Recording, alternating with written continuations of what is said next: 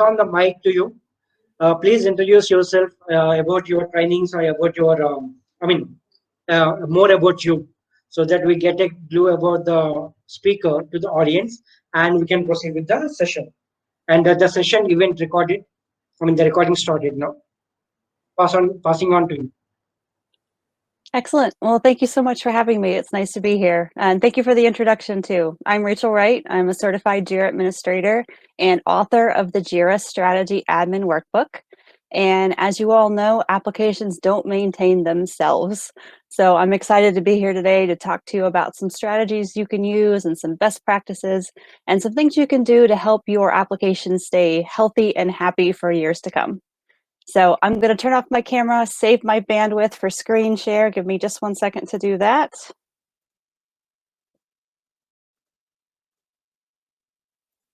And hopefully you can see my PowerPoint, but just shout if you can't. All right, so let's get going. Perfect, thank you. I appreciate you confirming. So you know, if you don't maintain your application, that it can quickly grow out of control. Mine has before, and I try to prevent others from having that same problem.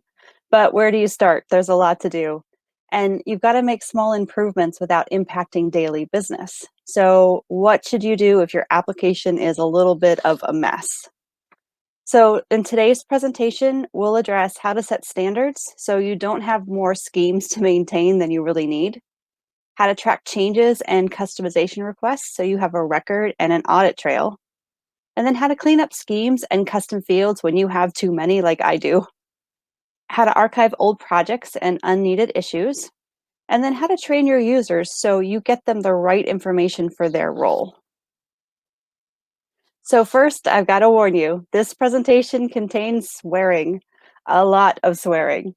In fact, I'm going to swear 10 times, and if you swear along with me, your Jira instance will be better tomorrow than it is today. So here's the first swear. I will avoid unnecessary configurations and over-customization. So if you're like me, you probably have too many schemes and too many customizations. But before you can start cleaning up what you have, you've got to stop the bleeding and prevent more unnecessary modification. But how do you do that? So for me, it's all about setting standards and crafting usable policies to support your procedures, and also using project templates. So let's discuss each one. So whether you've just started using Jira or you've been using it for years, it's such a powerful application, but it really shouldn't be directed by a single person. I recommend that you set up a governance or a steering committee that you can use to establish standards, create policies, and really look after the health of the application as a whole. So I've listed here just a few duties of an advisory board, and of course you'll need to define your own. But my favorite is the defend and protect application health and future, because really if you're not doing that, you're going to have a mess down the road in 5 years. So I think that should be the primary goal of the board. Okay, so you set up a board, who should you put on it? I've listed my recommendations, but the worst person to have on your board is someone who only cares about their Jira project or some special feature they need. You know, they'll get the add-on that they requested and then they'll walk away and not help you anymore. So be aware of those people and don't be afraid to replace any board members who aren't considering the long-term health of the entire application or negatively impact the mission. Sometimes people rotate out their board members so they make sure they get new and fresh ideas.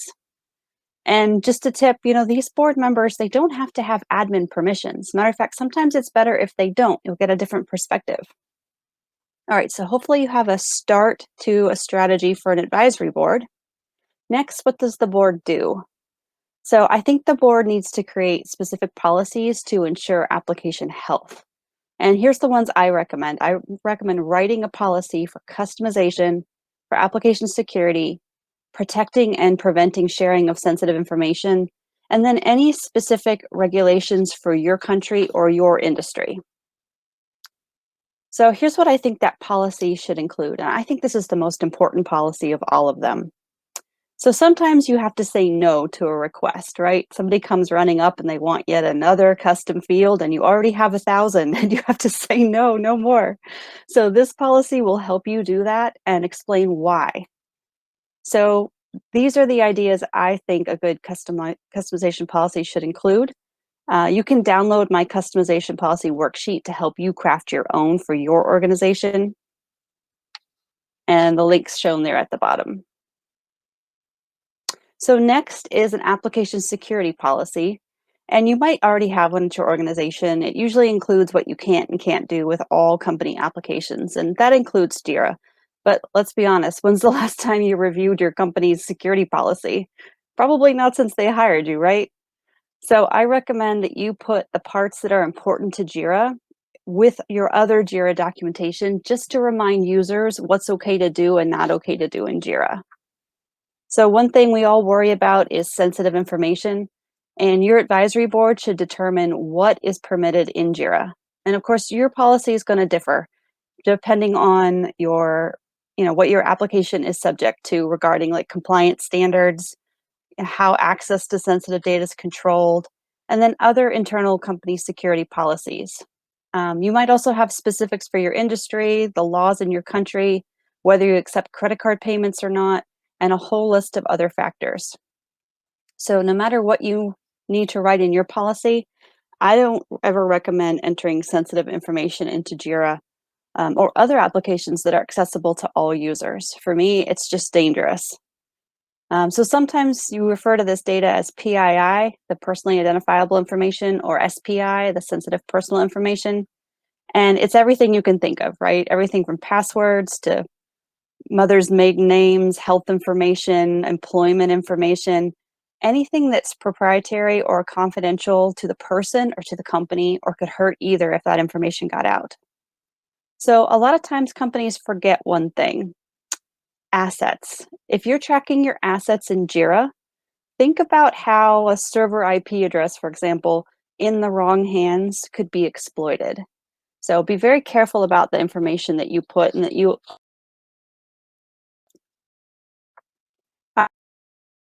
have other if your application is subject to specific compliance requirements.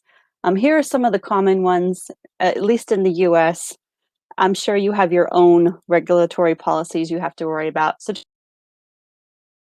outlined, you know how they impact. A lot of times as Jira administrators, we can and can't make certain configuration changes, or we have to do them in a specific way um, to work with this policy. All right, next, let's talk about project templates. So as you know, Jira comes loaded with a bunch of default schemes to get you started, and you can build your own custom ones. But before you do, you should decide how many you're going to support. So I suggest that you start out with just 3. Create a set of schemes for development type projects, a set for support, and a set for task, and just keep it at that until you have a business need to add more. So let's just talk quickly. We'll use a development template as an example. Your development template might have an issue type scheme with those familiar issue types like epic, story, bug, task, and subtask. And then you might have specific screens that have dev specific fields like fixed versions, story points, sprints. And then you might have a bug that has a special workflow and some special custom fields that like steps to reproduce an expected result. That's a pretty common dev configuration. So what I like to do is I create these schemes, then I document them, and I put them in Confluence with the rest of our Jira documentation. So when a new team comes to me and says, hey, we want to start using Jira, I can show them what each template contains, and then they can pick the one that makes the most sense for their team. And then I don't create custom one-off templates until there's a real business need for something custom. Otherwise, everybody thinks they need something custom, right? All right, so the next best practice is change management, and that starts with a way to record your changes and communicate them to your fellow admins and users. So think about where you track your changes to the Jira application today. Hopefully isn't in sticky notes or emails or nowhere at all. But I recommend that you create a Jira project to support all the applications in your organization, or at least a project to support the Atlassian apps. And of course, if you have Jira Service Management, you can also add a Jira request form, Jira Help Center if you have that. Either way, the easiest place to track Jira changes is in Jira. And it works perfectly well, except when Jira is down for maintenance. So keep that in mind. All right, so what changes should you track in your maintenance Jira project? My personal rule is that I document anything I change that only an application or system administrator can make. So I wouldn't track other stuff like, let's say, adding a component, because a project level admin can do that. But I would track installing a new app, creating a new permission scheme, or setting up a new incoming mail handler. So why bother? That sounds like a lot of work, right? Well, Jira has an audit log, but it provides very little detail. It will record the changes made and the timestamps, but what it can't do is capture why a certain change was made, who requested that change, or other important change details that you might need to look back on in 5 years. And then sometimes you need to make a change that you don't think is a good idea or isn't great for the application. And I really like to document those just so it's understood why we made this change and what the impact might be in the future. And then sometimes there are multiple ways to achieve the same thing. So your documentation is going to help explain how you did this, the factors that influenced your decision, and trust me, the next Jira administrator at your organization will really appreciate having that insight. All right, good to know. The Atlassian cloud products have different plans, and there's a free version, but that free version doesn't include the Jira audit log function. So it's especially important that you document your changes if you're using the free version. All right, next up is test environment. So it's shocking, but so many companies just don't even have a test environment. And I understand, I didn't have one either when I started out. But I made some changes and broke some things in production, and I quickly saw how important it was to be able to experiment and learn in a sandbox environment without impacting production data. So you need a place where you can just, bring over a small amount of real data so you can test your changes with real life scenarios. So here's a screenshot example of server or what data center looks like. And in this example, I've used multiple ways to visually distinguish that I'm in the development environment. Because for me, sometimes I forget which environment I'm in and then I make the wrong change in the wrong place. So I've changed the look and feel settings. I've used green, and that's different than the color in prod. In server and data center, you can add an announcement banner. And then I changed the display name to Jira Dev, which appears a lot of different places around Jira. Also, the application URL will be different. So if you remember to look at the top of your browser, that's a good distinguisher. I usually forget to do that. So one thing I do is I change my avatar icon so it's different when I log in. And then some organizations also change that application logo on the top left. So a couple tips for your test environment. First, I like to disable the email service, and that way I avoid notifying end users with fake or duplicate data. And then if you have Jira Server or Data Center, I recommend that you give your application admin team read-only access to the Jira database. Not update access, just read-only. But this way you can understand how the data is structured, and that's going to solve a lot of mysteries and make you a better admin. I'm no DBA, but just being able to query the Jira database, I've learned so much. There's things in the database that you just can't access in the admin UI. So you will learn a lot, and you'll learn a little bit about databases too along the way. So here's some options for test environments. There's lots of them. I've listed my.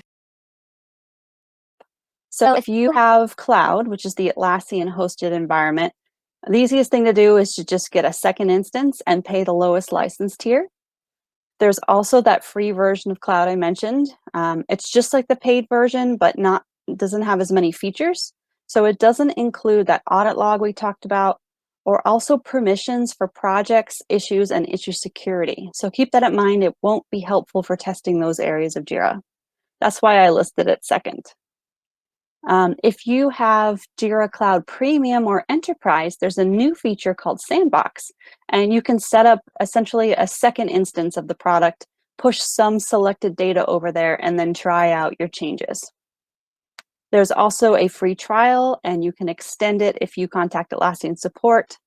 I don't think a free trial that lasts only 7 to 37 days is super helpful because I think you need a test environment available at all times. But I think one thing I might use this for is if I was thinking about upgrading or downgrading my Jira and I wanted to test out the features without impacting production, then I think that extended free trial would be really helpful. And then finally, if you can't do any of that at all, and you have no better option, at least create a test project in your Jira production instance. You can test your changes on that one project. And then for server and data center customers hosting their own software, either on-prem or in the cloud, you can also get a free license for development and testing purposes. Just have your technical contact log in to my.atlassian.com and generate the needed license. Next, you can get a second instance and pay the lowest license tier. This works in server. I don't think this is a really good strategy in data center, however, so I'll move on. There's also a 30-day free trial in data center. And then finally, there's that idea, can't do anything else, at least create a test project in your production instance. So regardless of which method you choose, just make sure you have a place to test your changes before you unleash them on your users. All right, next, so in addition to an advisory board, I recommend you also form a small group of ambassadors who can help the Jira admins answer questions, share information, and essentially provide tier 1 support to your users. So I like to make this part of the project lead or project admin duties. So if somebody comes to me and says, hey, I want a new Jira project, I'll be the admin. I say, great, guess what? You're also going to be an ambassador and you're going to help me help our users. So anyone who's a power user or anyone who's really excited about Jira at your organization, get them to help in this capacity. All right, time for more swearing. So our next best practice is maintenance. So a maintenance strategy and really proactive action is essential to a healthy application. So here's some things for you to think about. So what regular maintenance actions are you going to perform? And how often are you going to perform them? And how are you going to communicate those maintenance activities to your other admins and your end users? Things that I do almost quarterly, depending on how I use the instance. And you can download my scheduled maintenance worksheet to help identify the actions that you need to take at your organization and then document your plan. So I have some tips here for server or data center users. There are some great tools to help you with your maintenance duties. And the first is the instance health check function. And you'll find it in the troubleshooting and support tools.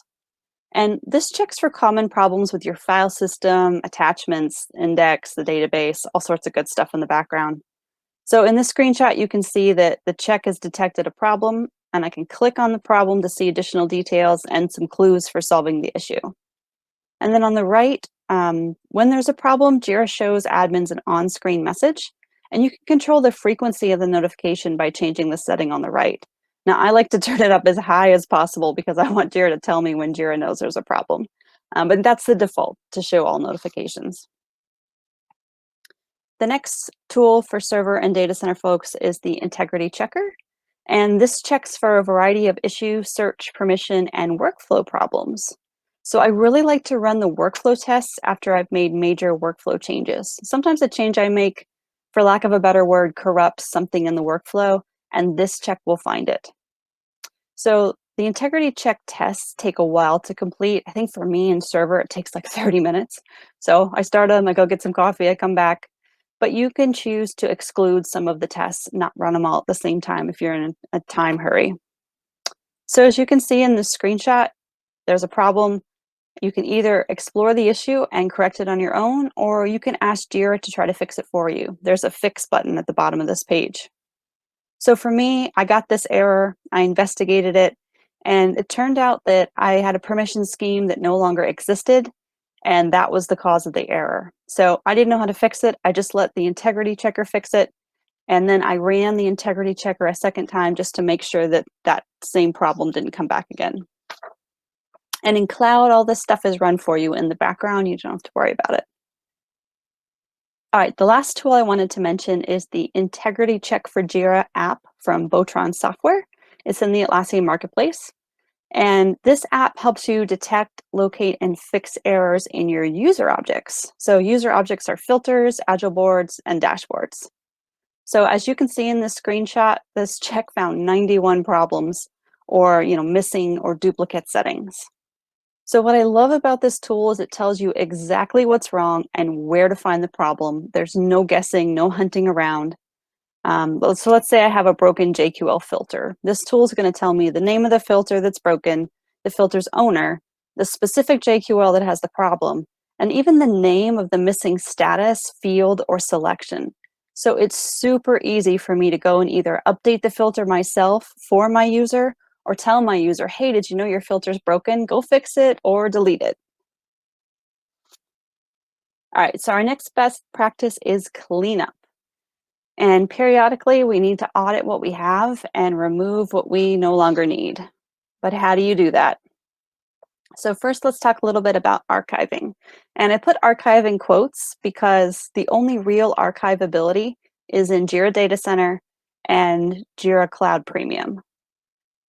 So none of my ideas are going to improve performance. This is kind of like a pseudo archive method, and it won't take issues out of the index, but at least this is a step in the right direction for cleanup. So here are some things I do to quote archive projects and settings. So first, I prepend the word X and archived to the project's name. And that way all the archive projects are listed alphabetically together. So they're all at the bottom of the list when I'm doing things in the admin area and they're not in my way. I also create a category with the same name called X archived, and I add all the old projects to it. And then I change the project's icon to a big scary red X or a lock or something that tells my users, hey, something's different here. This project is not operating like I'm used to. And then I use the project's description to tell them why. So I'll put some copy in the description, something like, project data is still available for legal and historical reasons, but no new issues can be created. Please go create new issues here instead. And then next, I disable the ability to edit and transition issues. And sometimes I let issues be moved to another project, but usually just for a short period of time. And then other times I hide the project altogether. But keep in mind, if you're hiding the project, don't hide it to just your username. Hide it to your entire Jira administrators group. I learned this the hard way. The administrator before me hid projects just to his username. So I was never able to even see that that data was there until I was hunting around in the database. So another reason to have read-only access. Sometimes you find things you don't know are there. And then finally, I remove the notification scheme altogether because there's no activity in the project and it's no longer needed. So now that I've, quote, archived my project, I go through all the admin areas and then I look for unused and unneeded schemes and settings. So here's a really simple example. We'll use the permission schemes admin page. And as you can see, that second scheme, it isn't used by any projects, so it's not valuable. So I would just delete that one. And then the third scheme was created by Jira when a service management project was created. And you can tell this simply by how it's named. So first, I would rename this scheme to represent its purpose instead of the name of the project using it. So you want to share schemes between similar projects. You don't want to create one scheme per project. So take a look at your configuration and see if there are opportunities for you to reduce the number of schemes. Sorry, I dropped my earphone. There we go. Reduce the number of schemes and essentially merge them if you have multiple schemes that have the exact same settings. There's no merge tool. You have to do it manually, but you can just compare one to the other. And if they're the exact same settings, get rid of the dupe. All right, once I've cleaned up these two schemes, there's really nothing more that I can do on this admin page. So I'll move on to a different admin area and look for more schemes to remove or improve. Now, this obviously is a very manual and time-consuming process, but don't get overwhelmed. Just tackle one admin area at a time. Eventually, it will be done and you'll be cleaner. All right, so a quick tip. Sometimes it's useful to know the ID of a scheme or a setting, and there are some easy ways to find it. You can hover over one of the links in the Actions column and see the ID in your browser status bar. If you click on one of the links, you can see the ID in the address bar on the next page. And in that second screenshot example, the scheme's unique ID is shown in the URL. And of course, you can also get ID information from the Jira database if you have access, or the REST API for that matter. All right, next, let's talk about cleaning up custom fields. And I have an entire course on this topic, so I'll just share my high-level checklist today, but I definitely need to say, don't just start deleting custom fields. You need information before you can make deletion decisions. And deleting a custom field cannot be undone, and custom field data can't be recovered. So really be careful when clicking that delete button, or there will be real swearing. All right, so here's my checklist. This is my method for reducing your custom field count. And the first step is to do an audit. So before I make any changes, I want to understand what I have right now and how much it differs from the default field list. So you can use my free worksheet to compare your application to a default installation, and then figure out how many of your fields are standard and how many are custom. So there are a few ways to approach your audit. You can do a manual examination, or you can use an app from the Atlassian Marketplace to help out. So I've got a slide at the end of this presentation that has some apps from the Marketplace that you can try using. And now an app can help tremendously with your research and save you a lot of time. But keep in mind, only a human can determine the value of a specific custom field in your organization. So the Jira admin still has some work to do, even if you get help from an app. All right, next, on the right, make a list of all the field names and types, and then start researching and classifying each field. And finally, identify fields that you probably don't need anymore. And once you have that list of fields you don't need, then decide if you need to retain the data they hold or not. So no matter what you do, always take a backup first.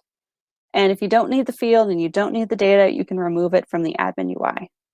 But if you do need the data, there's some things you can do to keep it around. So you can move data with a workflow post function, with scripts, or with import or export utilities.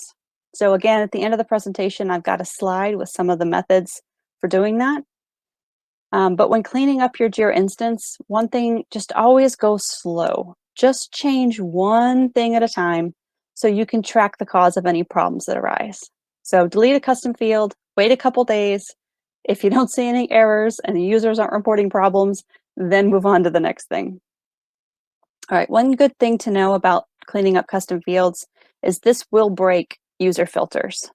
So that integrity check for Jira app that I showed you earlier, that will help you detect problems and help users fix their filters after you've broken them. All right, so after you've cleaned up your data and you've migrated the data from one field to another, it's a good idea to do a reindex. That's for server and data center. In cloud, it's going to happen for you automatically. But do know that reindexes can impact performance. So when I trigger them, I like to do them outside of peak hours. And then, of course, after any cleanup activity, be sure to update your documentation and log your changes. And then I also add a custom field audit to your regular Jira maintenance schedule. So about every quarter, I go through our list of custom fields and make sure they're all still needed. And then finally, if you resist the urge to create unneeded custom fields in the first place, you'll have less to clean up in the future. So use that customization policy you wrote to tell people no when they ask you for 10 more custom fields every other day. And then when a new custom field is requested, I always ask the user if and how they're going to report on the data. So if they have no idea, that might be a clue that maybe that custom field isn't needed. I only create custom fields that I know are going to be queried.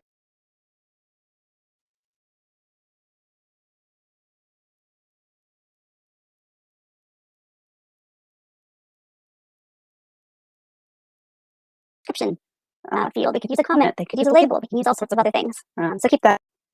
All right, next, since you're improving configuration settings, it's also a good idea to look for ways to make workflows more efficient. This just makes your users' lives easier. So instead of capturing every little step in your workflow, I like to use the phased approach.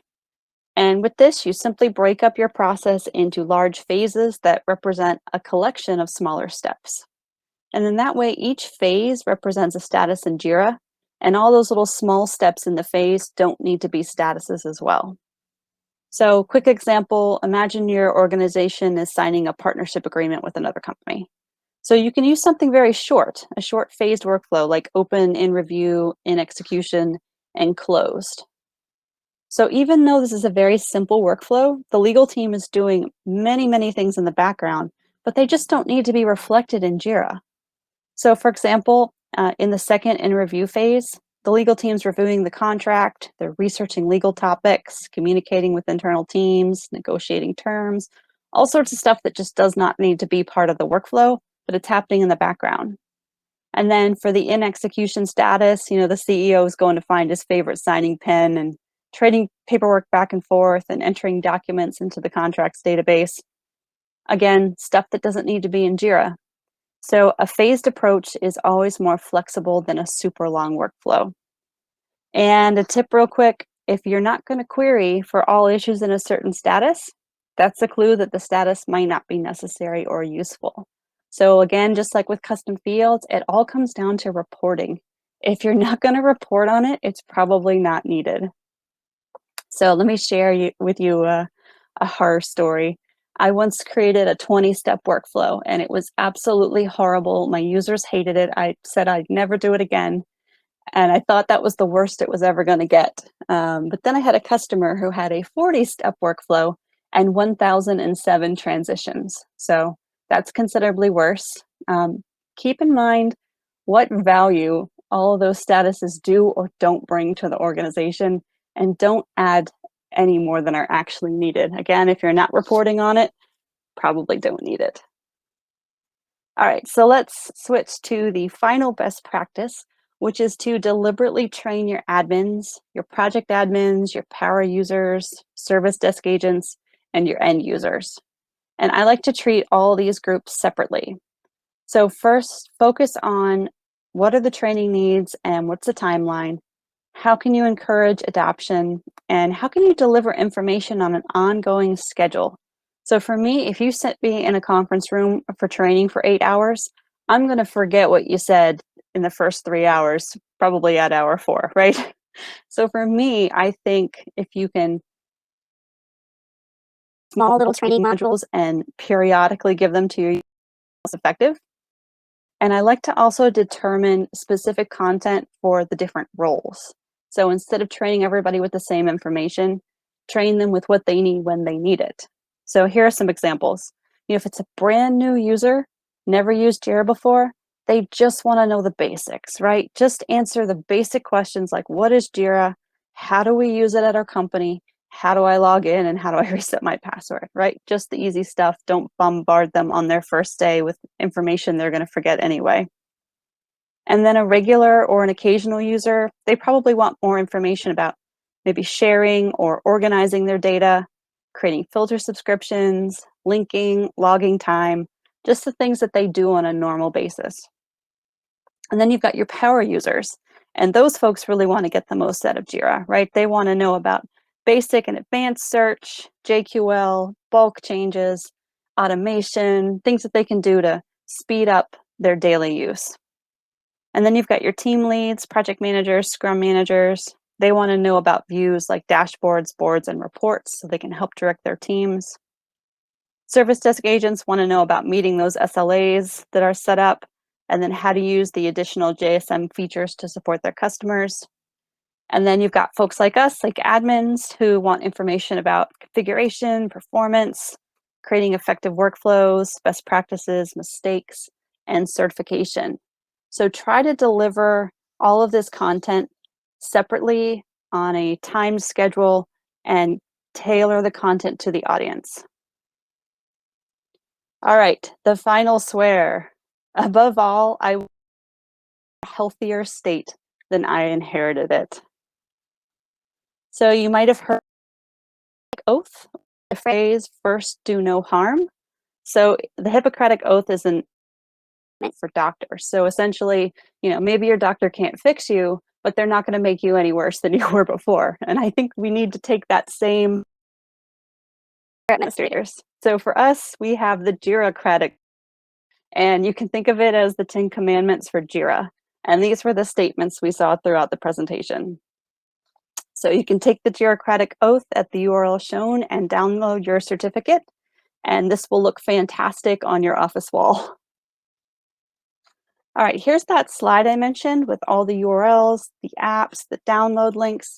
I'll give you a minute to take a picture or take a screenshot.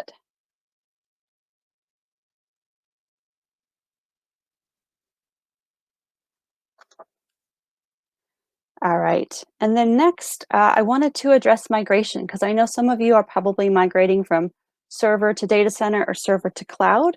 And there's a lot of great migration information available, but until now, it's all scattered in different locations across the internet.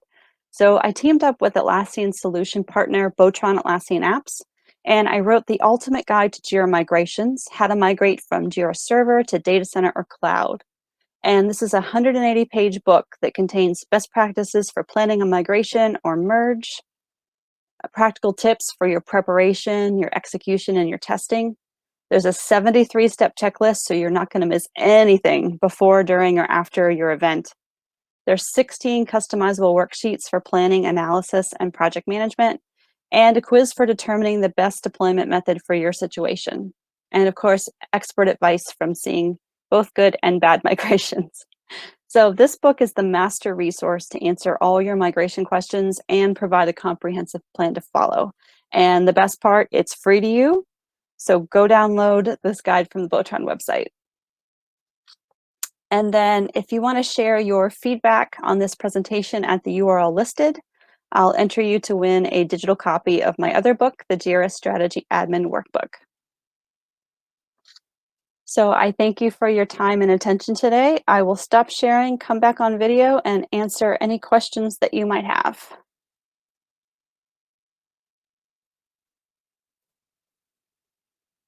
Thank you, Rachel. That's really informative and much needed details. I like the oath. That's really important to maintain and be on toes. May I ask a question? As a Jira admin, how is your typical day goes? Well, so I'm a consultant. So for me, it's a little different. But if I remember back to my admin days, the first thing I would do in the morning is look at a custom dashboard that I created with all the changes. So anytime anybody wanted to change anything in Jira, they had to file an issue in Jira. So if they want a new app added that we're going to vet and we're going to make sure is good for the company and good for the application, they file an issue. So in the morning, first thing I do is look at those new issues. And no matter what I do, I always avoid changes that are going to hurt the organization or the health of the application in the future. That sounds very good. However, it's very hectic given the number of employees and number of in requests or issues that comes up in the everyday morning.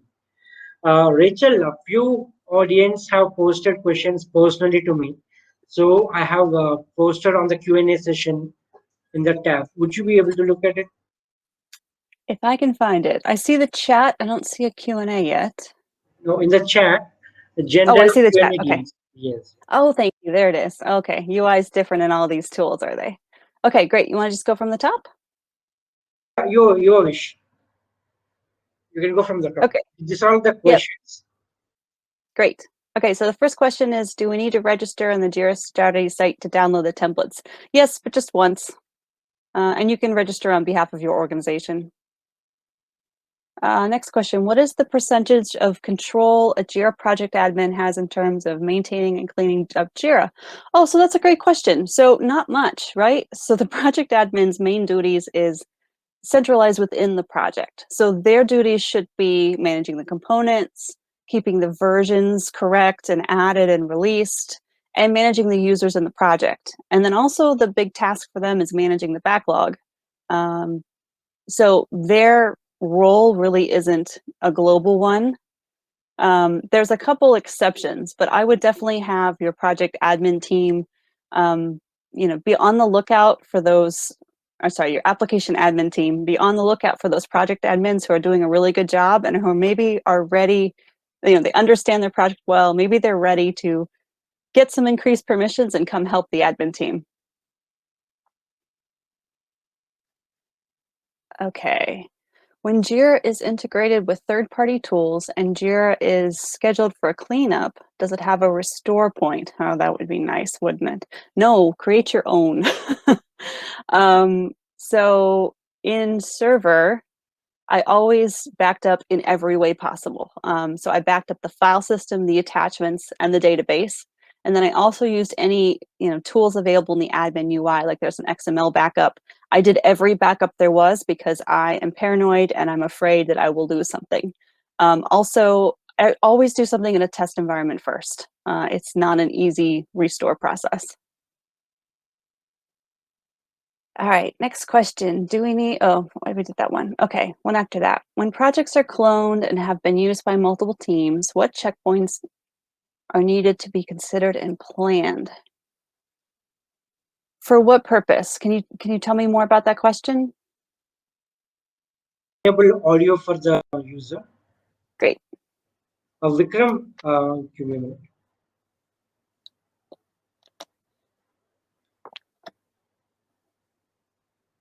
Rachel, do you have the enable audio for Vikramjit Singh? 1 second. Yes. To unmute him.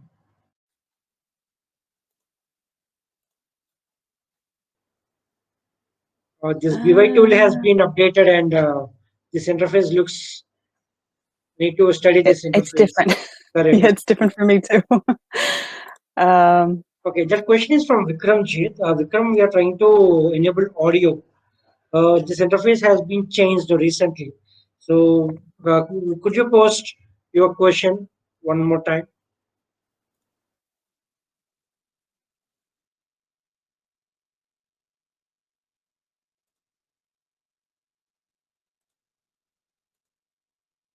You might be typing.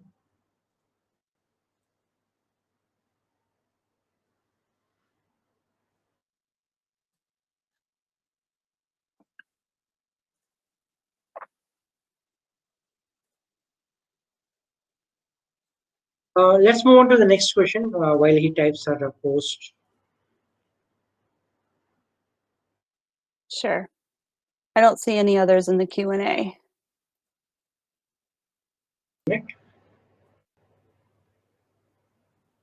Okay, Vikram is asking, how can I add email address or approvals email field on custom field? Vikram, are you specifically referring to any screen of Rachel that she has shared?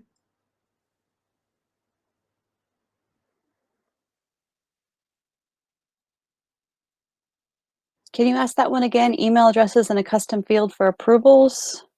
Yeah, how can I add email address or approvals email field, custom field?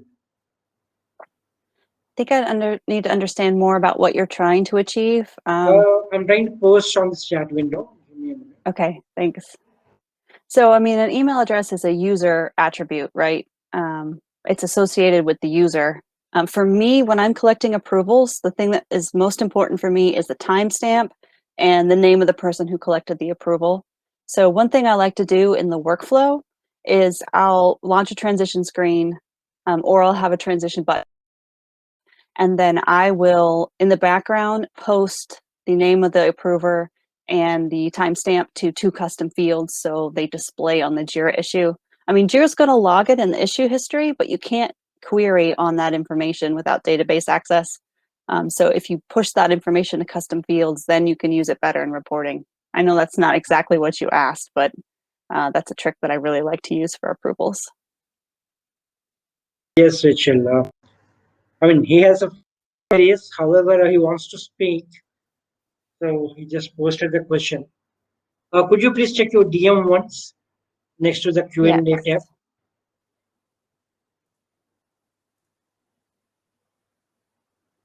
Yeah, I see. How can I add an email address or approvals email field on a custom field?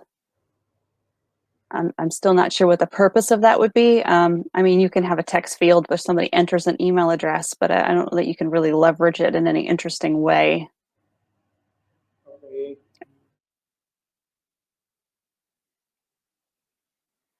And then there was another question about doing a demo on a sandbox. So I haven't used the sandbox feature yet, and it's only in Jira Cloud Premium and Jira Cloud Enterprise. So I don't have those, and that's why I haven't tried it yet, but I would love to try it.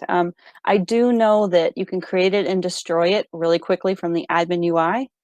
If you go to admin.atlassian.com, log in with your credentials for Jira, click on products at the top and click on sandbox in the left sidebar. That's where the tool is. And if you don't have premium, there's a link there that you can click to learn more about what the sandbox does. The other thing I know is that the URL is different. It's very similar to your Atlassian Cloud site URL, but it has the word sandbox in it. And you can push data from production to the sandbox, but you can't push every kind of data. There's a list of what is available right now, and I think Atlassian will work on expanding that in the future. We will look forward to that. Me too. To try your hands. And Vikram wants to connect with you offline with his queries. So Great. would you share your email or handle, social media handle, so they can Absolutely. work with you?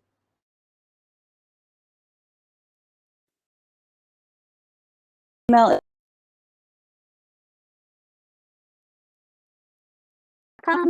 and I will put my LinkedIn in the chat as well. There you go.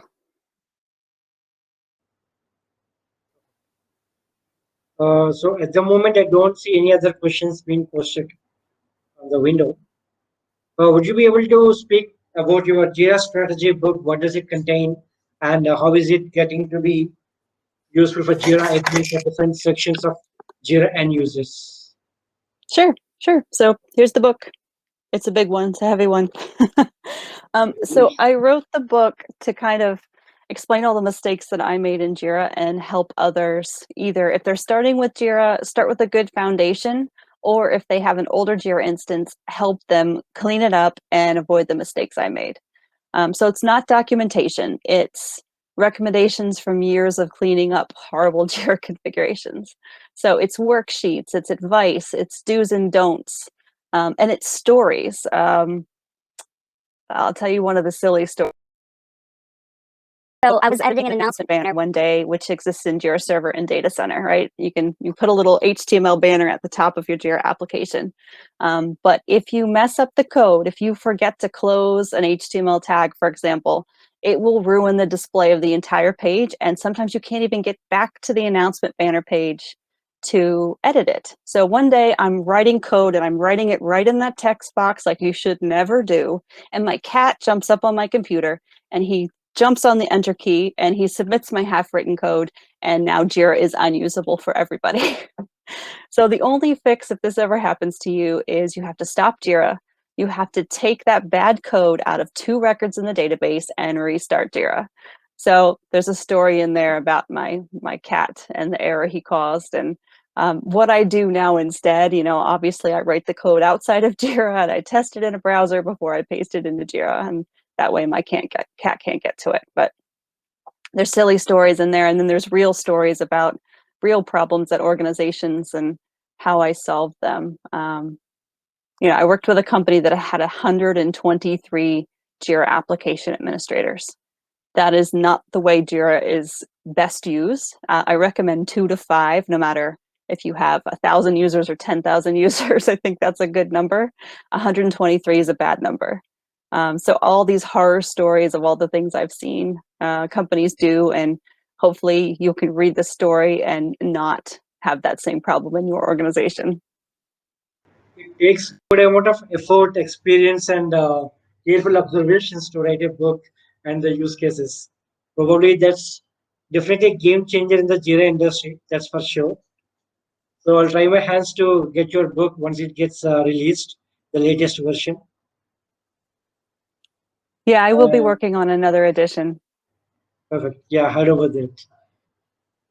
All right, Rachel, I shared your email address in the chat window, the DM as well, to few of the participants. Team, we are sorry we cannot enable the audio for the participants today because of the BY new upgrades and the platform changes. So sorry for that. And we seriously hope that you got the best out of the session and you're able to get a hands-on, the real use case that Rachel has presented, and the ethics, the oath, the best practices, the third-party tools, the Atlassian Marketplace tools. So they're all good resources to start exploring with. This topic is just not a small topic which can be concluded in an hour for sure. So the next time when Atlassian comes up with a specific sandbox or testing environment, so probably Rachel, you could volunteer a topic one more time, which is like a practical live demo or a practical use case demo. So that would benefit the audience and able to get more, like because the Jira has been updated, has been upgraded from I mean since February, right? I mean since February 2020 or 2021, there are a lot of changes in the Jira UI and the platforms, the project types, a lot of additions in the templates, and as you said, the cloud migrations, Jira migrations. So a lot of things are happening in the Jira platform. So probably once the dust settles and we have a good interface and instance, probably we can go with that demo or live demo. What do you say? Thank you. Thank you so much.